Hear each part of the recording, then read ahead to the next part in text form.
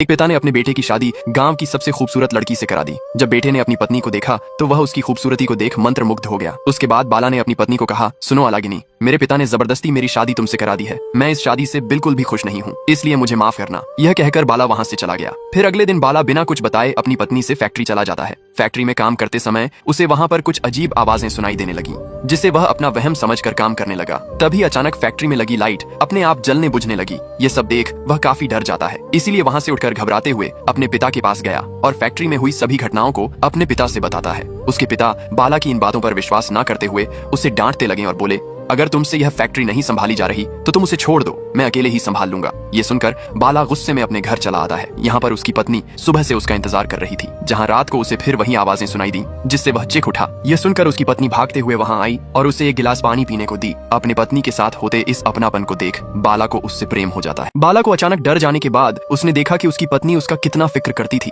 इसी वजह से बाला ने सारी बातों को भूलकर उसे अपना लिया। अगली सुबह बाला बिना किसी डर के फिर से फैक्ट्री में काम करने चला जाता है और अपने काम में इतना व्यस्त होने की वजह से उसे खाना खाना भी याद नहीं रहता। उस बीच बाला की पत्नी फैक्ट्री में आकर अपने हाथों से उसे खाना निकाल कर देती है। तभी अचानक फिर से फैक्ट्री की लाइट जलने बुझने लगी, जिसको देख के उसकी पत्नी डर जाती है और जल्दी से बाला को खाना खिलाकर वहाँ से चली गई। थोड़ी देर बाद जब बाला अपना काम कर रहा था तो उसे फिर से वही आवाजें सुनाई देने लगी। इस बार बाला बिना डरे उससे पूछता है कि तुम कौन हो और तुम्हें क्या चाहिए। तब उस जिन्न ने अपनी भयानक आवाज में बाला से कहा कि मैं कौन हूँ इससे कोई फर्क नहीं पड़ता, तुम मुझे आजाद करवाओ तो मैं तुम्हें इतना धन दूंगा कि तुम रातों रात करोड़पति हो जाओगे। उसकी बात सुनकर बाला लालच में आकर उससे पूछता है कि इसके लिए मुझे क्या करना होगा, जिस पर जिन्न ने बताया कि तुम्हें मुझे बस एक बूंद अपनी पत्नी का खून देना होगा। बाला कुछ देर सोचने और विचारने के बाद अपने घर जाता है, जहां उसने अपनी पत्नी को एक दवा खिलाकर उसे बेहोश कर दिया और सुई की मदद से उसके हाथ से एक बूंद खून निकाल लेता है, जिसे लेकर वह सीधे अपनी फैक्ट्री चला जाता है। और वहां जाकर बाला ने जैसे ही खून की बूंद टेबल पर रखी,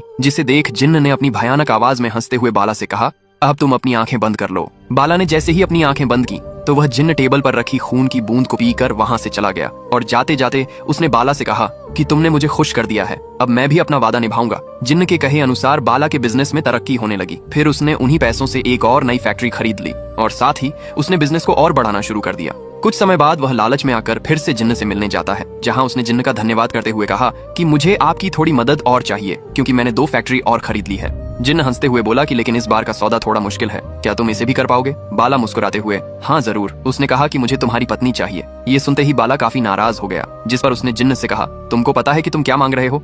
जिसे सुनते ही बाला गुस्से में आकर वहां से चला जाता है। कुछ दिनों तक वह जिन्न को समझाने की कोशिश करता रहा, लेकिन जिन्न कुछ नहीं समझता। इसी बीच सरकार ने पटाखे की कंपनियों पर रोक लगा दिया। ये खबर सुनते ही बाला सदमे में चला गया। फिर बेबसी और गुस्से की हालत में वो सीधा जिन्न से मिलने गया और उसे कहता है कि तुम मेरी पत्नी के अलावा कुछ और मांग लो, मैं तुम्हें देने के लिए तैयार हूँ। तब जिन्न ने उसे अपने जादू से एक झूठी तस्वीरें दिखाकर उससे कहा कि तुम्हारी पत्नी चरित्रहीन है, जिसे देखने के बाद बाला गुस्से में वहाँ से अपने घर चला आया और अपनी पत्नी से झूठ बोलकर उसे फैक्ट्री ले आता है। थोड़ी देर बाद जिन्न ने उनकी पत्नी पर हमला किया। उसकी पत्नी अपने आप को सच साबित करने के लिए उसे सारी सच्चाई बताई, लेकिन तब तक बहुत देर हो चुकी थी। वह जिन्न अपने भयानक रूप में आकर उनकी पत्नी को अपने साथ लेकर चला जाता है। अपनी पत्नी को खोने का यह अफसोस बाला बर्दाश्त नहीं कर सका और अपनी जान दे दी।